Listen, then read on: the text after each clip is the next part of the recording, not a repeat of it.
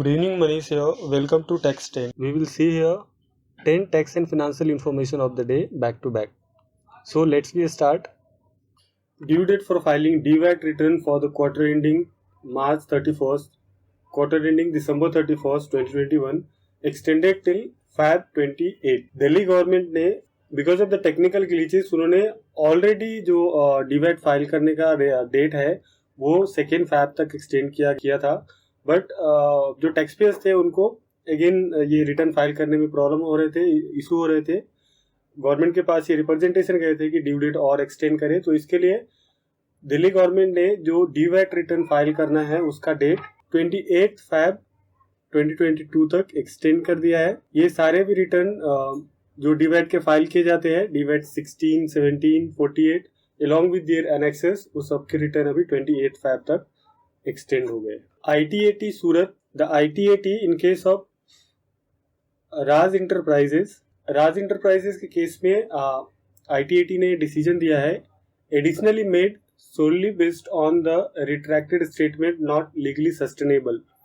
Basically ये इनके case में हुआ था कि इन्होंने जीरो रिटर्न फाइल किया था, बट असेसमेंट होने के बाद जो असेसिंग ऑफिसर है उन्होंने based on the third party के स्टेटमेंट पे उन्होंने उनका असेसमेंट ओपन किया था और उसमें 4.4 करोड़ का इंफॉर्मेशन मिला था कि जो एसएसी है उन्होंने इनकम हाइड किया है for the sale of land, और उसके ऊपर कुछ 4.4 करोड़ का प्रॉफिट था। तो जो असेसिंग ऑफिसर है उन्होंने कि असेसमेंट को रीओपन किया और वो जो एडिशनल इनकम थे on the basis of third party statement उन्होंने वो इनकम एड बैक कर दिया और उसके ऊपर उन्होंने डिमांड रेज किया था।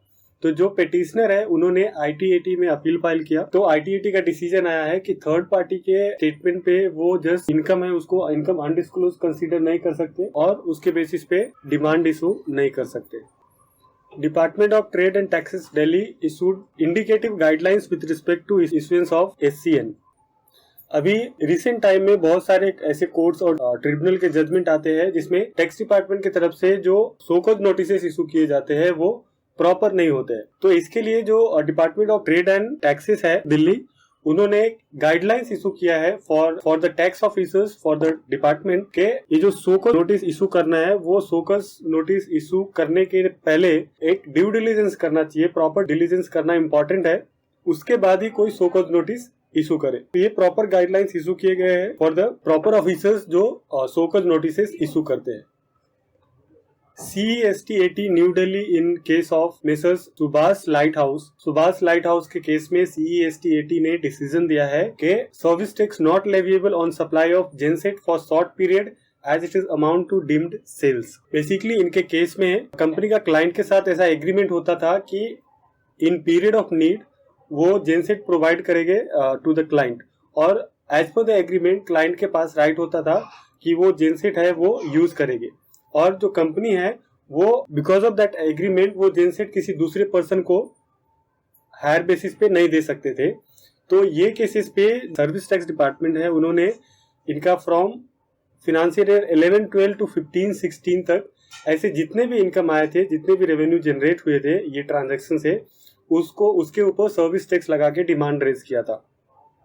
बट CESTAT ने डिसीजन दिया है कि अगर किसी थर्ड पार्टी को ये सप्लाई नहीं कर सकते सेम जेनसेट और under the contract same party को वो जेनसेट दे रहे हैं, तो वो केसेस में ये सर्विस कंसीडर नहीं किए जाएंगे, वो कंसीडर किए जाएंगे सेल ऑफ गुड्स। तो इसके लिए इसके ऊपर कोई भी सर्विस टैक्स नहीं आएगी। 20 applicants have been approved under champion OEM incentive scheme of production linked incentive scheme for automobile and auto component industry in India. Automobile and auto component industry के लिए कुछ 115 एप्लीकेशंस गए थे, उसमें 20 एप्लीकेंट्स के application approve हुए हैं। ये PLI के अंदर 18% का इंसेंटिव मिलेगा जो भी एप्लीकेंट है उनको, और जो एप्लीकेशन था इसके अंदर जो प्रपोज इन्वेस्टमेंट है, जितने एप्लीकेंट ये जो 20 एप्लीकेंट्स अप्रूव किए गए हैं PLI स्कीम के अंदर, उसमें 45,016 करोड़ का इन्वेस्टमेंट है। ये एप्लीकेशन जो 115 कंपनी ने अप्लाई किया था PLI स्कीम के लिए वो चालू था रिसीव करने के लिए टिल 9 Jan 2022 तक गवर्नमेंट ने एप्लीकेशन एक्सेप्ट किया था अंडर दिस PLI स्कीम। और जिनको भी ये जिस भी कंपनी को ये 20 कंपनी को जो PLI स्कीम अप्रूव हुआ है उसको नेक्स्ट 5 कंसेक्यूटिव ईयर्स तक उनको PLI के इंसेंटिव मिलेंगे from 1 April 2022। National green tribunal NGT has dismissed a plea which sought an exemption from ban on 10-year-old diesel vehicle in Delhi NCR। News agency PTI reported. PTI की report में आया है कि जो national green tribunal है उनके पास petition गया था कि जो 10 इयर्स का बैन लगाया हुआ जो भी डीजल व्हीकल है उस पर 10 ईयर का रेस्ट्रिक्शन है कि 10 साल से ज्यादा पुराना गाड़ी रहेगा तो वहां पे नहीं चलेगी डीजल व्हीकल। तो किसी ने पिटीशन डाला था NGT में कि आप ये 10 साल से ज्यादा का गाड़ी भी अलाउ करो डीजल व्हीकल दिल्ली NCR में चलाने के लिए, बट NGT ने जो नेशनल ग्रीन ट्रिब्यूनल है उन्होंने उनका पिटीशन डिसमिस कर दिया। Anti division wing of CGST Mumbai south has arrested partner of Rushabh Bullion, trader of gold and silver articles today for availing fake input credit amounting to 7.11 crore. जो Rishabh Boolean के partner है उनको CGST south Mumbai wing ने arrest किया है और उन्होंने कुछ 7.11 करोड़ के फेक ITC क्लेम किए थे ऑन बोगस इनवॉइसेस और from the non existent entities. Coal ministry successfully auction 10 coal mines for 5 states in latest effort. Coal ministry ने 10 और कोल माइन को ऑक्शन किया है जिसमें कि combined coal reserve around 1716.21 million ton होने वाले हैं।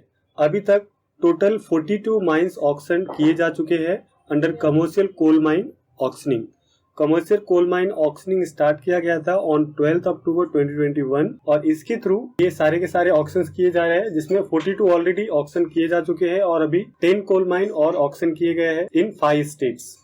India and Australia plan to finalise the interim trade agreement in next 30 days. Piyush Goyal जो कि minister of commerce and industry consumer affairs है उन्होंने कहा है कि जो इंडिया एंड ऑस्ट्रेलिया के बीच में इंटरिम ट्रेड एग्रीमेंट है वो नेक्स्ट 30 डेज में फाइनलाइज हो जाएगी। Chartered accountant are the conscious keeper of nations account. Union minister Jitendra Singh ने कहा है कि जो चार्टर्ड अकाउंटेंट है वो कॉन्शियस कीपर है ऑफ नेशनल अकाउंट्स। उन्होंने कहा कि जो एक इंटीग्रिटी होती है वो नेशन के लिए जरूरी है। जो फाइनेंशियल रिपोर्टिंग होते हैं जो फाइनेंशियल रिपोर्टिंग करते हैं वो क्रिटिकल है for successful operation of financial market. लोगों को एनुअली एक अनबायस्ड स्टेटमेंट मिलता है। ये जो फंक्शन था ICI का एनुअल अवार्ड प्रेजेंटेशन इवेंट था उसमें जो यूनियन मिनिस्टर जितेंद्र सिंह है उन्होंने बोला है। So thank you for your time. Share this video, subscribe my channel.